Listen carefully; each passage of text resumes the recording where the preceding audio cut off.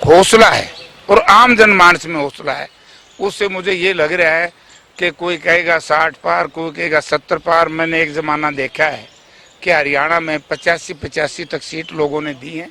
अब की बार और मैं ज्यादा कह नहीं सकता कि कम से कम हमारे मुख्यमंत्री जी को भी जगह ढूंढनी पड़ेगी कि कहां से लड़ूं। पसंदीदा उम्मीदवारों का भी मांगा गया है कि अगर आपके पास कोई सूची है पसंदीदा उम्मीदवारों की तो वो भी सामने लेकर आया जाए। नहीं, वो तो क्या हुआ, मैं उस पर नहीं कुछ भी बोलूंगा।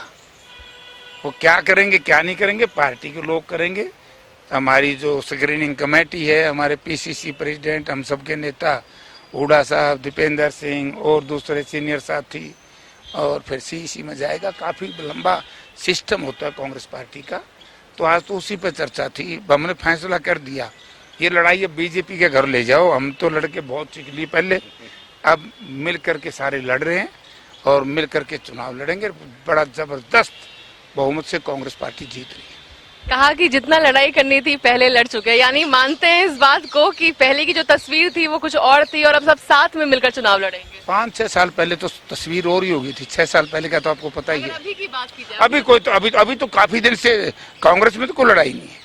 कांग्रेस ने 5 सीट जीती हैं, सबने मिलकर के तो जीती है। आरोप भी कई लगाए गए थे लोकसभा चुनाव के बाद। किसने लगाए हैं? कई आरोप लगाए गए थे कुमारी शैलजा के द्वारा, चाहे कैप्टन अजय यादव के द्वारा भी कई आरोप लगाए गए थे। शैलजा ने कोई आरोप नहीं लगाया, ना ही कैप्टन अजय ने आरोप लगाया। मुझे ऐसा सुना नहीं कहीं। सब एक है। अब हम लड़ नहीं रहे कि हमें तो एक बदनाम करने का प्रयास किया गया गोदी मीडिया के माध्यम से। लड़ाई देखनी है तो बीजेपी वालों के जाकर के देखो। मनोहर लाल जी मुख्यमंत्री आज भी, और सैनी साहब शैडो मुख्यमंत्री हैं। सैनी साहब की कोई नहीं सुनता और सैनी साहब भी किसी की नहीं सुनते।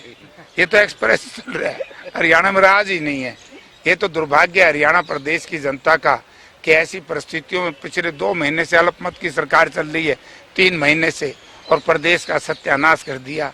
विकास की दृष्टि से देखो हम लास्ट में चले गए। बेरोजगारी दर कहाँ बढ़ गई, जहां हमारे हरियाणा प्रदेश में रोजगार लाखों लोगों को मिलता था। आज चुनाव आयोग ने भी इन नकम्मी भाजपा के खिलाफ, सरकार के खिलाफ कहा कि नौकरियों में तुम इनके रिजल्ट नहीं आउट कर सकते।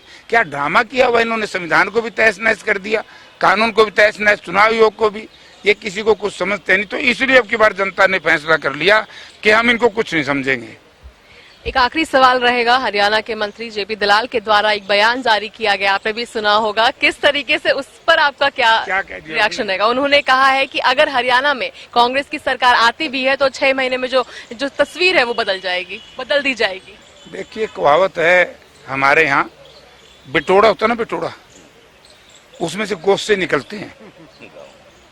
तो जेपी दलाल हमारा साथी, उसको राजनीति का तो ज्ञान नहीं, बाय डिफॉल्ट जीत के आ गया, एक बार जीता है तो यही फैसले करने लगेगा पार्टियों के। अब की बार छठी का दूध याद आ जाएगा, 15 ही दिन बाकी है। बहुत बहुत धन्यवाद। तो हम सुन रहे थे सांसद जयप्रकाश जी को, जिन्होंने तमाम मुद्दों को लेकर के एक्सक्लूसिवली हरियाणा न्यूज से बात की है कि इस बार भारतीय जनता पार्टी कहीं भी नहीं टिकने वाली है, साथ ही एकता का भी हवाला दिया है। दिल्ली से कैमरा पर्सन निहाल के साथ अपराजिता श्री, हरियाणा न्यूज।